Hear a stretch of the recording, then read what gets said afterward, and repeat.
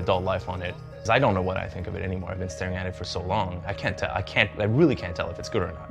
Sometimes I manage to convince myself that it's good, and it's like, yeah, you did a good job, Phil, it's a pretty good game. But then I have like a flash of lucidity, and I'm like, but you can't trust yourself on this. Like, all you've been doing for 4 years is look at this, like this close. Like, you can't see anything else. You don't even see the mistakes in it anymore. So yeah, I'm looking forward to that kind of brutal honesty that we're gonna get from the average gamer. We're here for PAX. So PAX stands for Penny Arcade Expo. It's not for developers, it's for gamers. They're expecting something like 65,000 people. We're going to be showing off Fez, a playable demo for the first time ever since IGF 2008, which was the unveiling of the game. We haven't showed it since in 4 years. So I'm a little bit nervous. But this is kind of like the big blowout, the kind of confirmation that yes, Fez is real.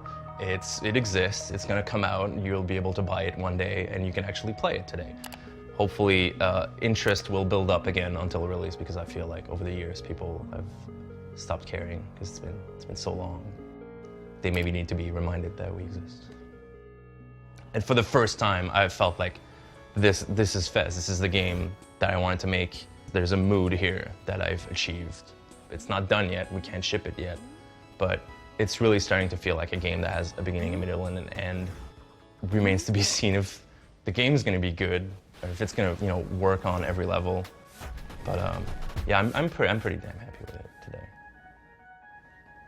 What's the worst case scenario for you? None of this happens. We don't get to actually show the game at PAX or do anything about it for extremely complicated legal reasons. My former business partner, with whom I started Polytron, left the company about 6 months ago. And ever since, we've been in a kind of nasty divorce. And if everything isn't settled, we can't do anything. We can't show it. We can't be at PAX and show the game and release our new trailer and things like that. Just a final signature, this last signature to close the deal 100%. So at the moment, like we drove all the way here, we printed these banners, we designed this booth, I made a demo just for it. There is still a chance that I'm just gonna stay in my hotel room the whole time and not be able to do any of this. It's pretty stressful. It feels like waiting, like everything feels longer, and it feels like I'm about to throw up. It's stage fright. I have a hard time sleeping. I mean, I can't think of anything else. It's like constantly, running through my head. And it's such a big deal. Like it's such a big show. There's gonna be so many people. It's just I'm not in like a headspace right now where I want to be exposing myself and being a public figure and talking to people. So in my own little world, just working on Fez, trying to finish it. Like I don't do anything else. I don't, every other aspect of my life is suffering because I'm just trying to finish this fucking game. Because right now, it could go either way. Like it could be a nightmare. I don't know. Oh man, hey, it's your boy Soulja Boy. Tell him they got this game, right? Oh no, this shit called Braid. Oh no, hey, watch this shit. It's about this little guy in a suit, and he look like Mario in the future. And he just walk around jumping and shit. But what's the funny part about it? You can do this right here. Watch this. You? What do you do? How you do that? How you do that? You didn't catch that. On release day, you start seeing the reactions of people on the internet. And for me, it was a very addictive thing because here I've spent several years, working on this thing in isolation for the most part. And then suddenly it gets out and a lot of people, like tens of thousands of people play it in the first few days. And you see that all over the internet. And for me, that was actually a very negative experience.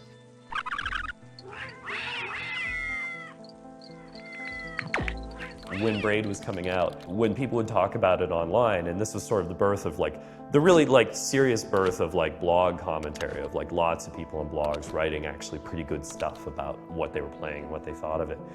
Every time you mentioned his name, he would show up in your comments almost instantly.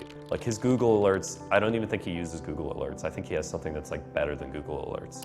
So he'd pop up and comment and reply to things or correct people on things, and became kind of famous for it. Penny Arcade has kind of cracked about it before. I found that there was this perception of me on the internet that was running away very quickly from who I think I am, and that was kind of disturbing. And there didn't seem to be much that I could do about that. So that was actually a pretty negative experience, and I was actually seriously depressed for probably 3 or 4 months after Braid came out. You know, when you work a long time on something really intricate like that, there's a hope that people are going to understand, you know, the things that you did, and that you'll have some line of communication with your audience and things like that. And some of the most demoralizing things were actually positive reviews of the game. The game would come out and people would say, oh, this game's great, you know, 9 out of 10 or 10 out of 10, and they'd say what's good about the game. And in many cases, it would be just a very surface understanding of the game that didn't even see what I thought was most special about it. Not that many people understood. And that was a little bit heartbreaking in a way. It's like, oh, I visualized that I was gonna have some kind of connection with people through this game. And they think it's great, but the connection isn't there because they're kind of living in a different world still. So they think it's great for some of the reasons that I do, but not for other. And they got no point to the game. You just walk around jumping on shit. It look like that. They're not seeing the most important thing. This shit's stupid as hell, man.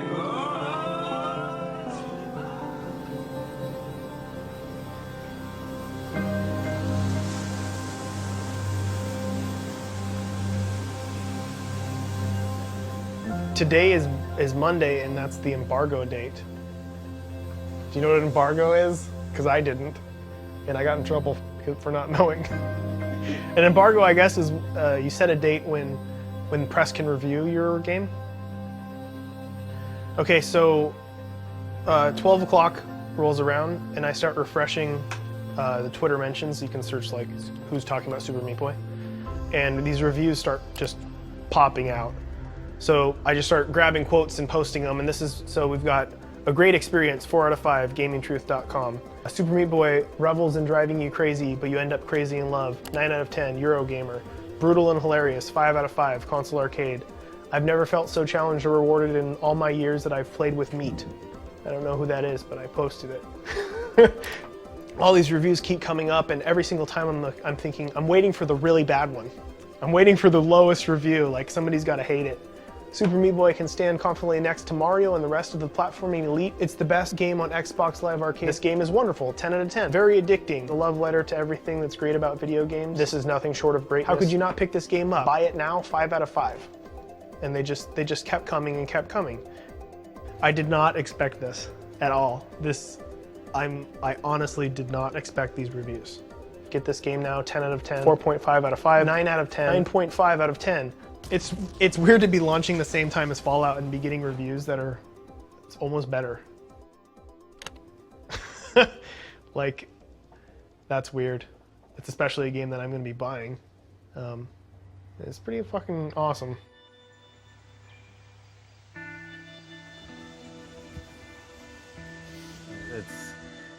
I don't know if you guys realize how frustrating it is. I don't think you understand what's weird about it. I don't care. I really don't care what any of the reviews say. It's just weird that they're there. Positive or negative, it doesn't matter. It doesn't matter that, you know, we get 9s and 10s and all that stuff. It doesn't matter. Yeah, but I've been weird all my life about stuff. It's kind of weird to have people say that, hey, you're gonna be rich, you can buy me a car, blah, blah, blah, you know, just joking kind of stuff, but they're not joking. I mean, they're joking about me buying them a car, at least I hope they are, because I'm totally not gonna buy anybody a car except my parents, if they want one. But to hear that, like, everything I've sort of dreamed about for years and years and years is going to basically come true in like 2 days and has already started to, is very odd. I cry at the idea of crying about it, because that's weird. But I cried when we submitted the game to certification. I cried because it was like the equivalent of sending your kid off to school. And like, we just had to wait. We had worked on it so hard, and it's like, we were nonstop for like 2 months doing just ungodly amounts of work. And then we send it off to certification, and it's like, okay, we'll let you know in 2 weeks. And it's like, is it gonna pass? Is it not gonna pass? Am I gonna have to fix this? And then when I would play the game, I'd see these bugs, and then I'd panic, and I'd email our producer, and I'd go, oh God, it doesn't, that was one of the things, is like, oh God, it doesn't show PEGI rating if it's run in European region. Is that gonna be a problem because it shows the ESRB? And they're like, oh no, it's fine. And it's like, oh, okay then. I can't shake the idea that even though they're good reviews, that will still fail. And is that weird? Is it weird to feel that way? Because it feels normal to me, and I know it feels normal to Tommy, but there's still a part of me that says, even though we have the highest rated game in the past 2 years on Xbox Live, that we're still gonna fail.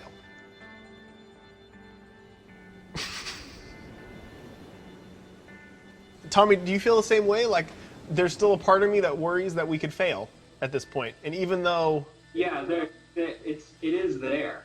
It's there. It's like it's a real thing. Only way I can see it failing is if like the first 1,000 people or whatever that download it, they hit the game save error, all of them, and they just bash the shit out of the game.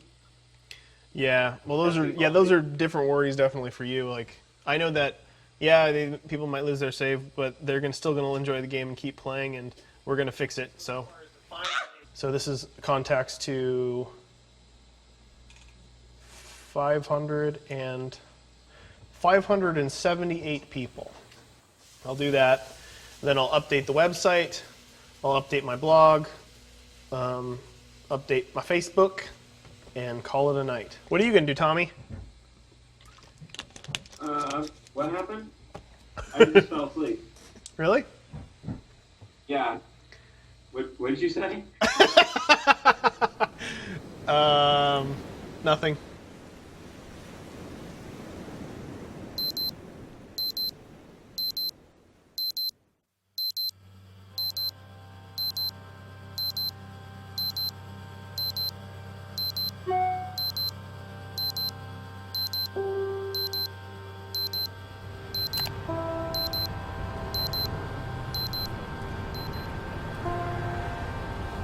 This morning when I got up, I got an email from Renault saying that my ex-associate was on his way to PAX to help with some other game he's working on. So he still hasn't signed. He's going to be on the road most of the day, and then he's going to be at the show.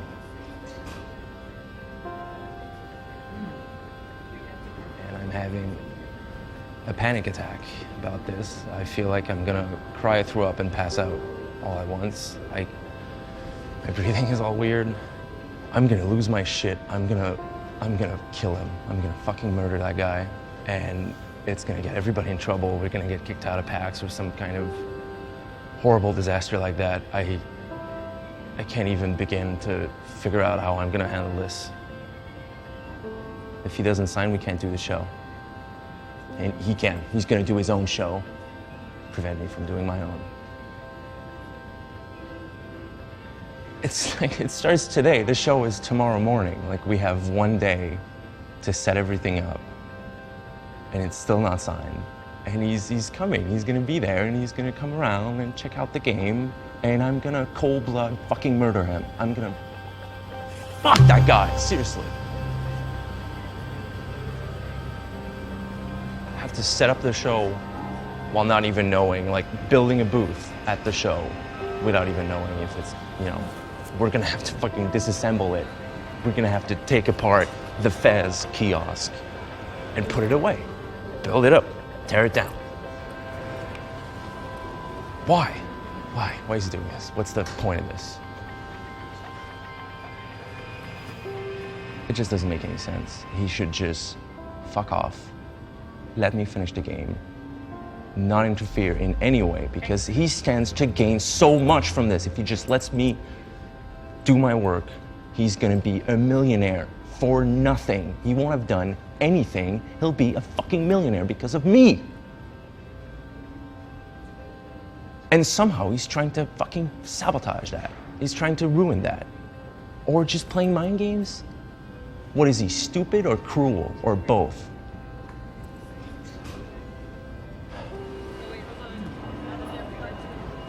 It's too much.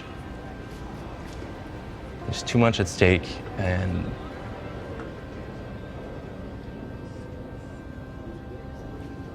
I feel like this is just gonna end horribly for everybody involved.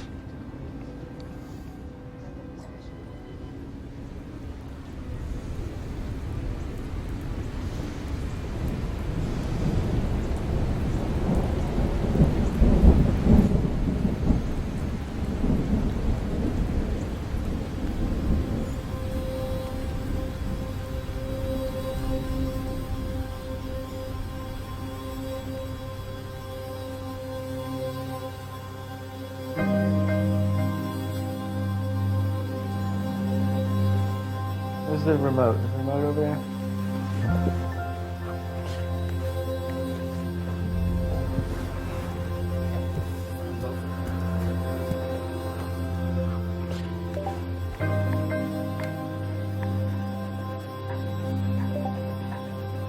What the hell? Are you fucking kidding me? Are you fucking kidding me? Where is it? It's not here. It is.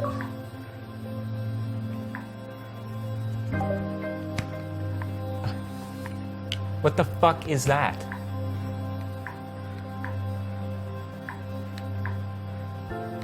This is fucking bullshit.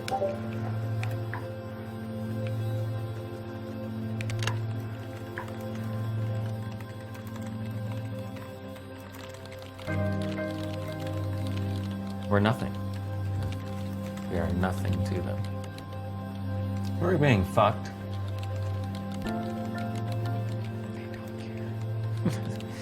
They so don't care. We have no...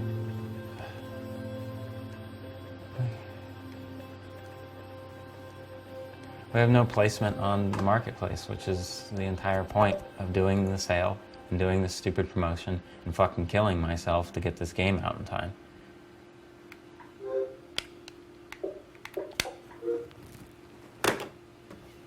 What did they promise you?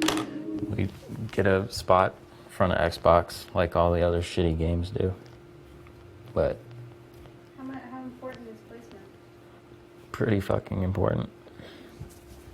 And this is it's like going to the store and having to ask to see if they have a game in the back because they don't have it on the shelf.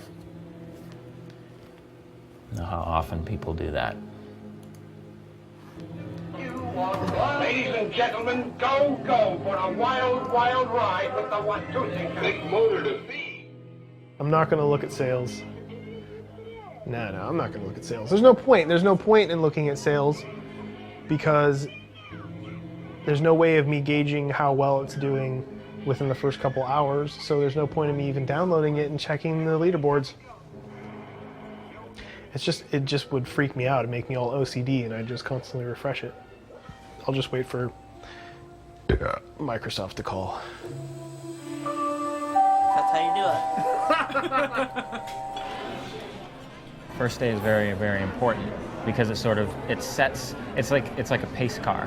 So if you sell 20, 30,000 copies in the first day, well then you can expect it to just sort of staircase down. Now that we're going to start very, very low, it's going to be the same graph, but just at a much smaller scale, and there's just nothing we can do about it because the day's half over. It's we'll get half of what we had, you know. If people don't know how, if we have to get on Twitter and tell people how to find the game to buy it, that's awful. And especially since it's not, just go to Marketplace and we're right there. No, we have to say like a 5-step system of events or a series of commands to actually buy the game. And that's awful. That's dumb. So there's nothing we can do except blame Microsoft and then never ever work with them again. But then it's so dumb. I don't want to do games anymore, I don't think. I want to work on cars. I don't even want to work on cars. I don't want to do anything. Can I be a bum?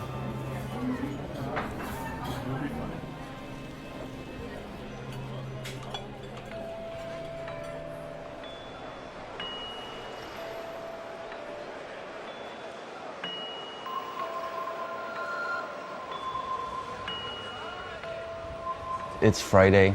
It's the first day of PAX. It's 7:20 something in the morning right now. The show opens at 9. Still no signature. It's scary. I really don't like it. Everybody's telling me just do it, and everything's set up, and it's not like I'm just gonna say no and stay in my hotel room. I'm gonna tag along and go to the convention center with everybody, and then I guess we're gonna do the show.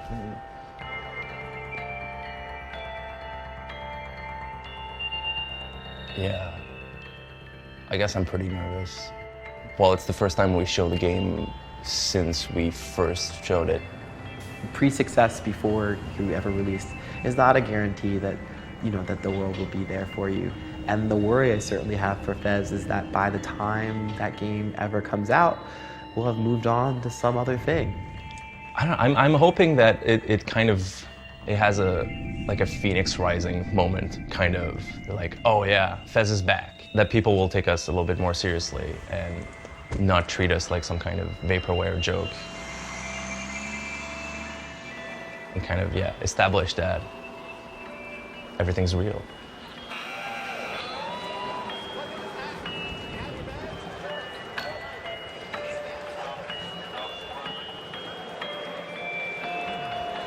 Doors are opening in like 5 minutes. There's 1 million people outside. But I did post a trailer about an hour ago, starting to spread already. So yeah, this is real. This is happening now. It's out in the open.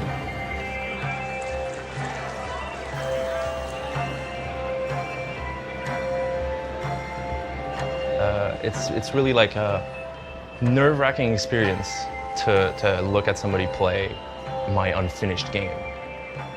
It's because it's not done. Like, somebody will get stuck somewhere, or there's a part they don't get or they don't like, and so like, this kind of sucks. Like, yeah, but it's not done. Like, I'll fix it later.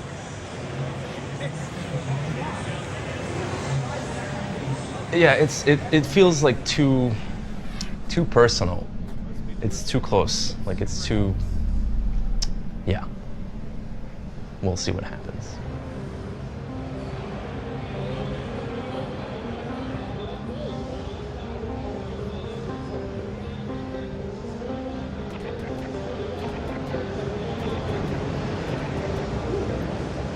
I think that's a bug. What's that? That's a bug.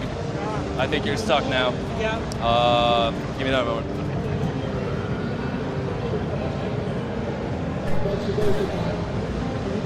Yeah.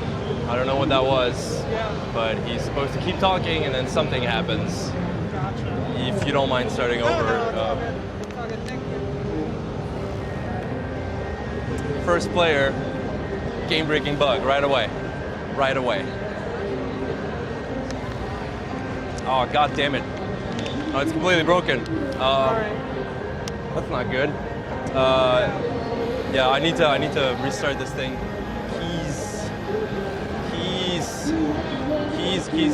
Keys. There's a game-breaking bug right away. Right away. You can't play it.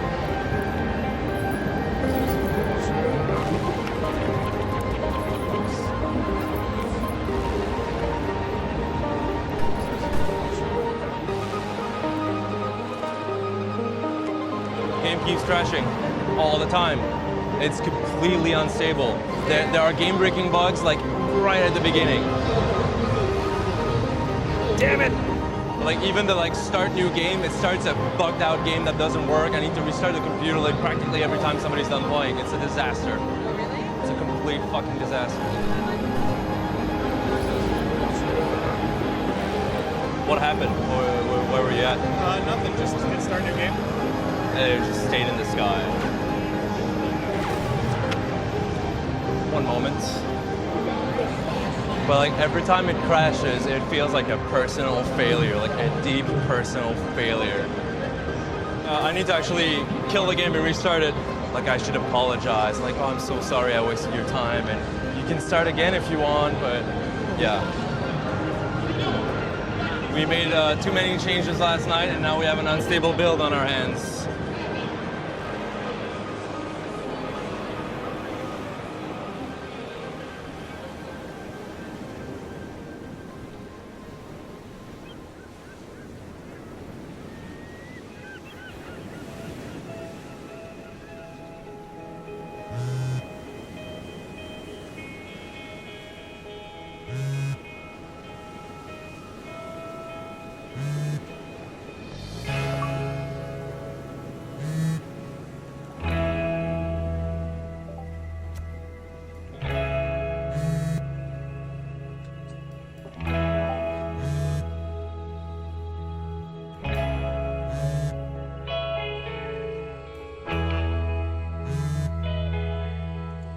Someone just IM'd me with sales stats, and we are at 9,500.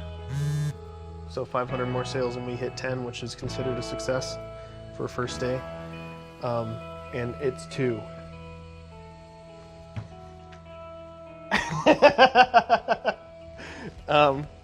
So yeah, I mean, there's a chance that we can get between 15 and 20,000 sales today, which will be a huge, huge success.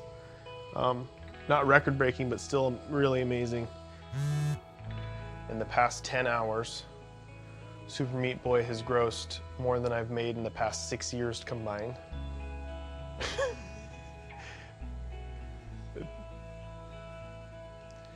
That's a bit interesting. I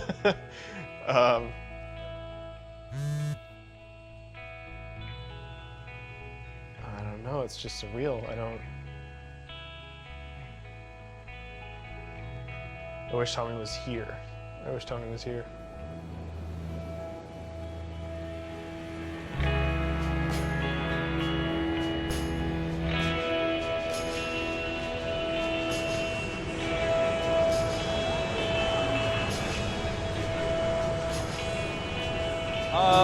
Things are going okay. The game has a lot of game-breaking bugs and crashes so far, and I need to constantly restart the computer, not the computer, but quit the game and start it again.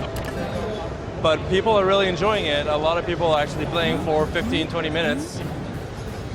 But yeah, this is a really, really good playtest session so far. I wanted to create like a nice place, like a pleasant place to be in. I want people to feel a sense of like openness and adventure, but in a really simple, almost childlike way.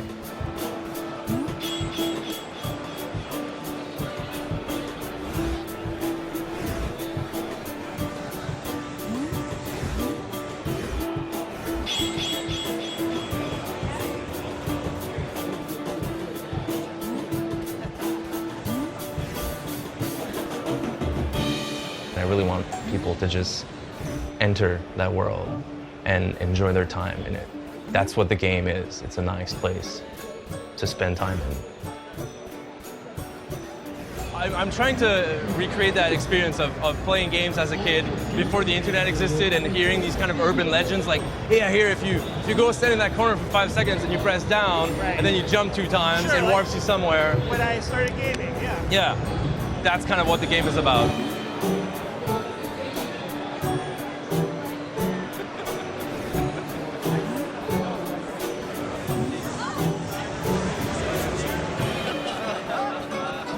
so nice to see new Fez. Yeah, this is basically Fez 4 at this point. We've scrapped 3 games, and Really, for real? kind of, yeah. But I think we got it. I love that fucking art.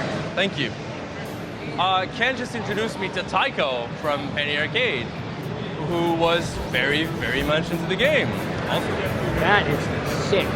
Wait, as soon as you see the side of the drum kit, it's like when you see that pixel art, you know what I mean? assume it's pixel art.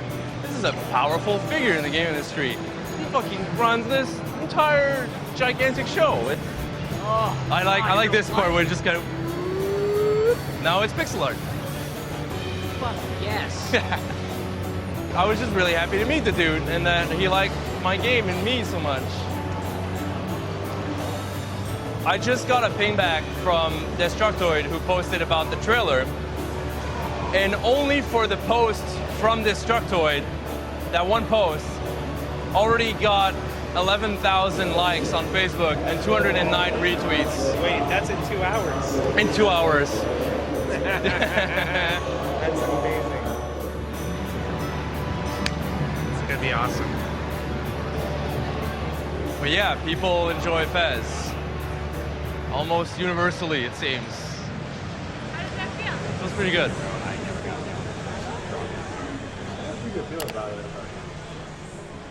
What game is this, Brad? Fuck you is what the name of the Super game is. fuck. This definitely seems like the hardest part right here. There you go. Yeah. What are you supposed to do? Like seeing people play the game is crazy. The reviews and stuff that we're getting is really neat, but seeing people play and hearing their reactions is just so much more beyond that. Like, it's just so genuine and heartfelt, and you know, you can hear it in their voice that they enjoy it, and that makes me feel so good. If you had one thing to say to the people, the dude who designed this level right now, fuck you. They probably think of him as an ice. Why'd you hit the spike? You'd have been really good. You're gonna feel satisfaction or a profound sense of loss when you finally complete this.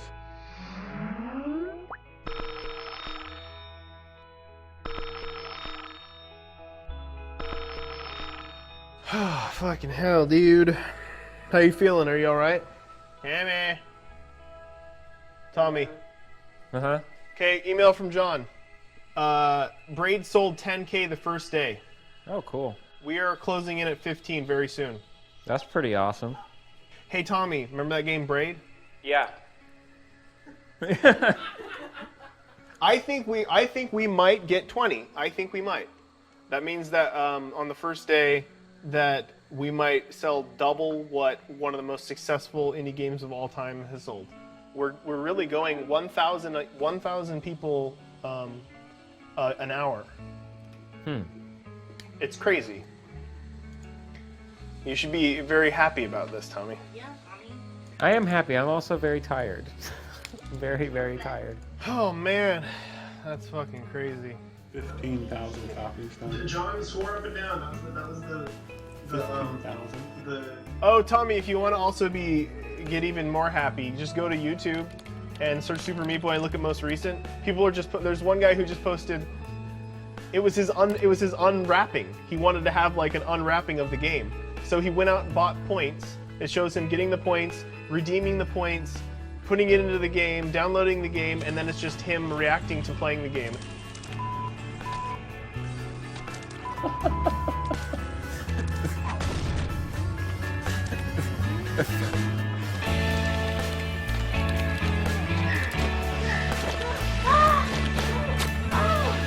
Yeah. Oh my god. Oh my god. Oh, from the shirt. Oh, so awesome. Yes. Regardless of how the game did, I would like to always remember that I'm proud of it. And I think it's awesome that I can look at a video of the game and still see magic in it. And even though I spent all that time just looking at it as just a buggy piece of software that I had to fix, you know, I think it's still awesome that when I looked at that giant bomb video and the guy hit the glitch level, that was the coolest thing I've ever seen. Holy shit. What's going on? We've never seen What is this? What is going on? Oh my god! Oh, dude, we got really awesome fan art. This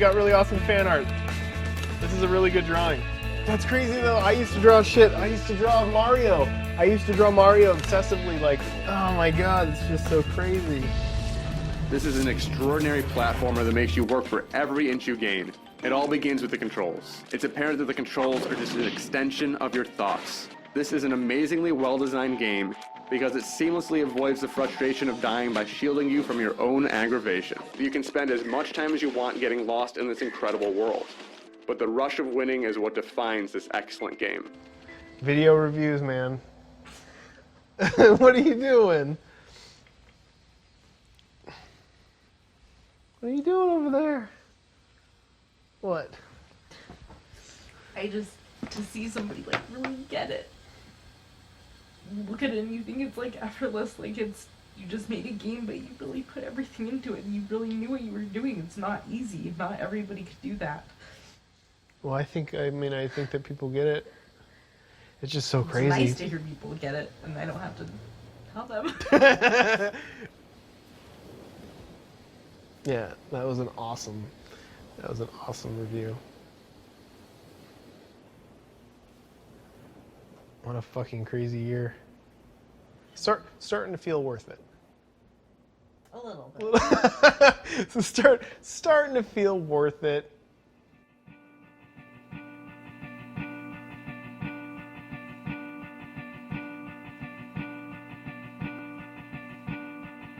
You want to be liked. You want to be appreciated, and like you want people to approve of your work.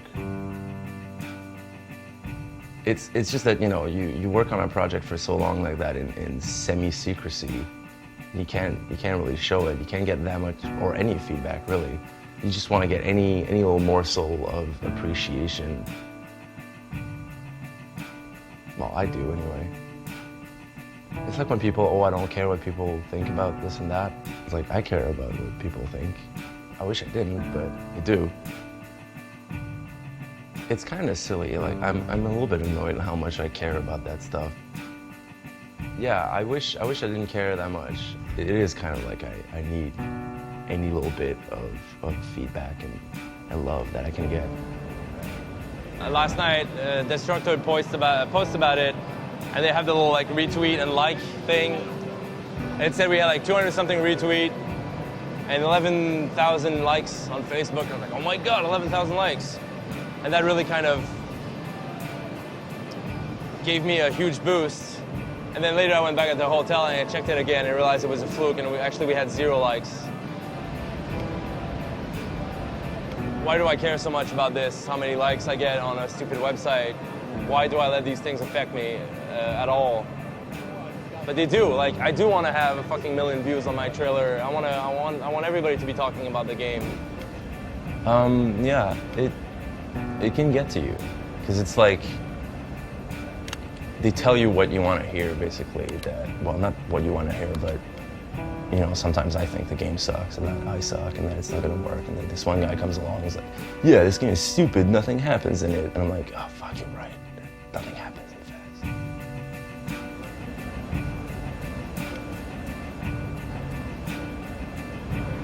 Yeah, I don't feel like as relieved and happy about things as I wished I was gonna. I'm still worried that I might end up making a shitty game that's gonna be remembered as a shitty game that was in development for too long and ended up disappointing everybody. I have news for you too. Hopefully it'll take a bit of the edge off. Hit me. We had a meeting, we sat down, we talked about all the grievances, all the issues. We agreed, we shook on it, we came to an understanding, and he's gonna sign, and it's all gonna be taken care of. Wonderful. Yeah? Yeah. All right, Ed. Yeah. It isn't signed yet, but it's a huge weight lifted off my shoulders. It's like I breathe easier.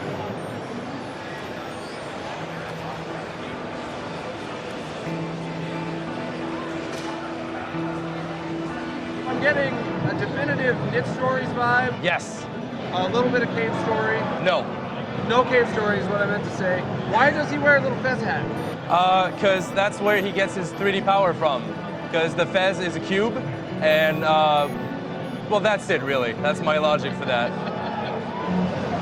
And did I see the entirety of the mechanics? Is it strictly the rotation, or do you Basically, you don't get any more powers than that. There's no boss fights or penalties for dying or anything like that. It's meant to be played slowly and carefully, like enjoy the world. Okay. Absolutely, it's a stop and smell the flowers kind of game. When I explained to people what the game was about and how it was very slow and passive and kind of relaxing, a lot of people understood, I think, what I was going for with that. People enjoyed what we showed them, which is just the beginning of the game that we've been polishing like crazy for a really long time. Like, the game is still not done. It's still not a cohesive whole. I still have a lot of work to do, so I can't just take all that to the bank right now and go like, oh yeah, I did a great job. This is fantastic. Like, I need to still kind of be afraid of failure, I think.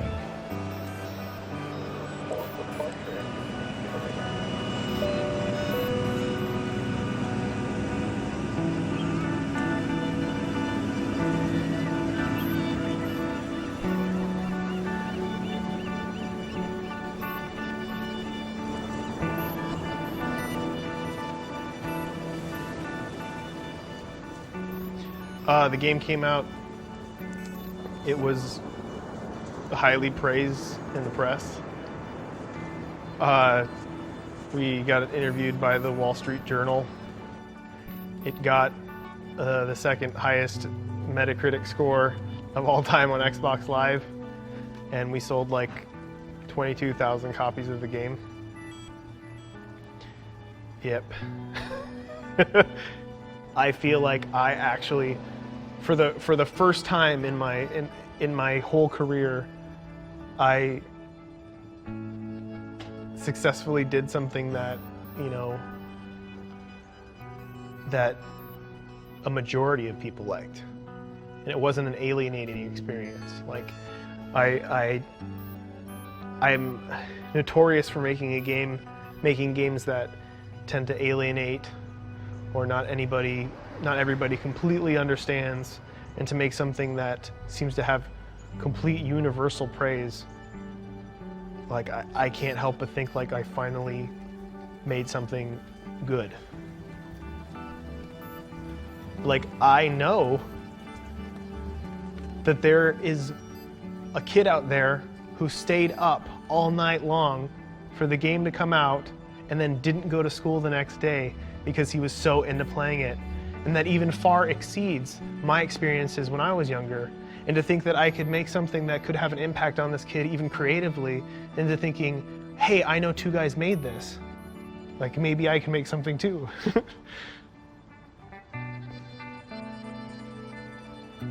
It's just cool.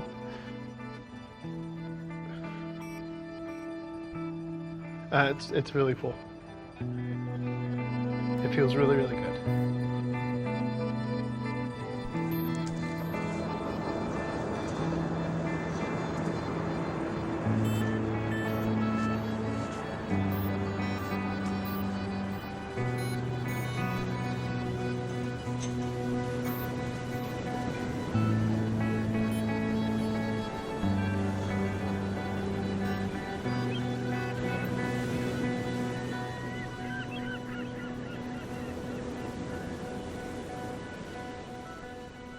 Part of it is about not trying to be professional. Like, a lot of people come into indie games trying to be like a big company. What those game companies do is create highly polished things that serve as large of an audience as possible.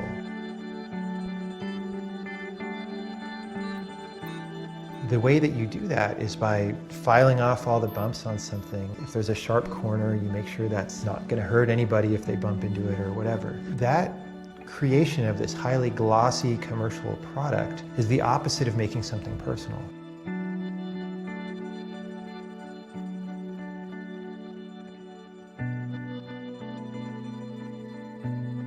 Things that are personal have flaws, they have vulnerabilities. If you don't see a vulnerability in somebody, you're probably not relating with them on a very personal level.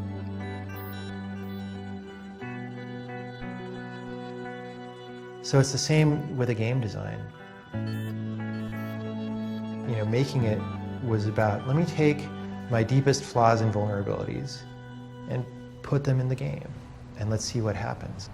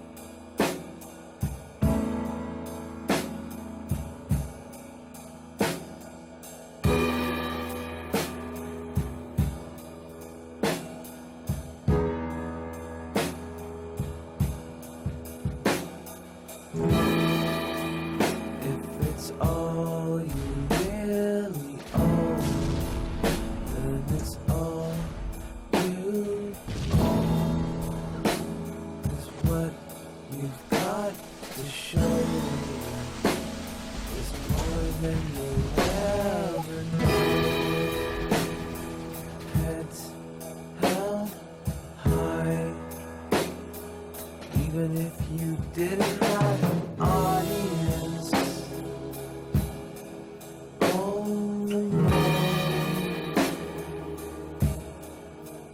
lacking confidence.